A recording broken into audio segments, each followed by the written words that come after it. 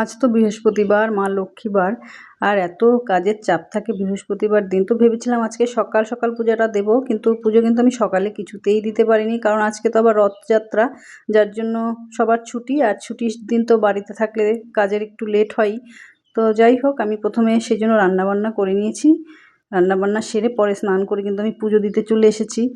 আর আজকে কিন্তু আমি তোমাদের সাথে পুজোটাই শেয়ার করব। তো বৃহস্পতিবার পুরো আসনটা আমি ভালো করে দেখো মুছে নিয়েছি, আর আসনে যে কাপড়টা পাতা থাকে তো সেটা চেঞ্জ করে দিয়েছি। তো ঠাকুরগুলোকে স্নান করিয়ে নেব। তো এইভাবে কিন্তু পুজো তোমরা সকলেই দাও, কিন্তু আমি আজকে মনে হলো যে তোমাদের সাথে পুজোটা আমি শেয়ার করি। আর এই যে এটা দেখো গীতার উপরে আগে একটা কাপড় দেওয়া ছিল, তো আমি আবার কি করি, গীতাটাকেও স্নান করাই, মানে ভেজা কাপড়ে মুছে দিই, সেই জন্য কাপড় থাকলে অসুবিধা হয়, সেই জন্য একটা প্লাস্টিকের এসে দিয়ে জড়িয়ে নিয়েছি।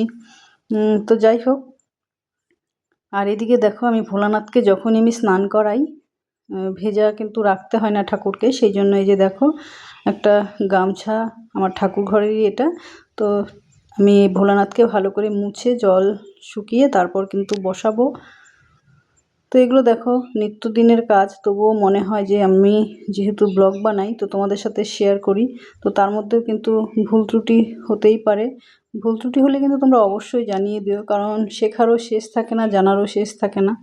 তো যাই হোক, আমি চন্দন ছিটিয়ে নিলাম ফুলগুলোতে। আর এই যে জবাটা দেখছো, এই জবাটা কিন্তু আজ দেখো ফুটেছে বৃহস্পতিবার জন্য। এই ফুলটা দেখে আমার মনটা ভীষণ ভালো লাগলো। আর তোমরা ঘটে তো অনেকেই দেখি ফল দাও, তো ফল তো সবসময় বাজারে গিয়ে আনা হয় না, তো আমি সবসময় সেই জন্য দিয়ে থাকি হর্তুকি আর একটা কাঁচা টাকা আমি দিয়ে দিয়েছি। আর জলপূর্ণ ঘটে সিঁদুরের ফোঁটা দিতে হয়, দিলাম। আর এই যে দেখো, এই ঘট বসানোর জন্য আমি একটা প্লেট নিয়ে এসেছিলাম, কারণ ওই সিঁদুরের ফোঁটা দিলে না সিংহাসনে লেগে যায়, সেই জন্য প্লেটের মধ্যেই দিই আমি। তো এইভাবে কিন্তু ঘরটা আমি সাজিয়ে নিচ্ছি। দুব্বো দেব পাঁচটা পাঁচটা করে, সব কিছু কিন্তু আমার ছাদেই হয়েছে, কারণ আমি লাগিয়েছি কোথায় যাব, সেই জন্য ফুলও হয়েছে, ঠাকুরের কৃপায় ফুলের অভাব এখন হচ্ছে না আপাতত। আর এই যে বেলপাতা, এটা হচ্ছে আমি পিতলেরই দিই, কিন্তু বেলপাতা আমি কোথায় পাবো, সেই জন্য ভাবছি খুব শিগগিরই একটা গাছ লাগাবো, বেল গাছ, পাতা দেবো ঠাকুরের নামে।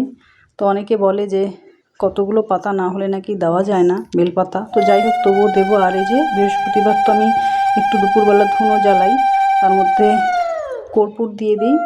এই যে ঘরটা দেখো বসিয়ে দিয়েছি, যতটুক আমার সাধ্যের মধ্যে ছিল ততটুক মা লক্ষ্মীকে আমি সাজিয়েছি। আর যা জুটেছে ঠাকুরের জন্য সেটাই দিয়েছি। ঘরে খেজুর ছিল, আর ব্যানানাটা কিন্তু ওই নষ্ট নষ্ট হয়ে গেছে, গরম না প্রচুর, তবুও কিন্তু দিলাম ঠাকুরকে ভালোটা দেখে। আর এই যে দেখো ধুনোটা একটু চারিদিকে দিয়ে এলাম। তো মেয়ে আবার বলছে মা আমি পাঁচালি পরবো, তো মেয়ে পাঁচালি পড়ছে। তো এইভাবেই ঘট বসালাম। সকলেই বলো জয় মা লক্ষ্মী। আর আমার পূজা তোমাদের কেমন লাগলো জানিও। তো এইভাবেই কিন্তু আমি পুজোটা শেষ করলাম, আর মেয়ে শেষে পাঁচালি পরে দিচ্ছিল। সবাইকে এতক্ষণ দেখার জন্য অসংখ্য ধন্যবাদ। সবাই ভালো থেকো।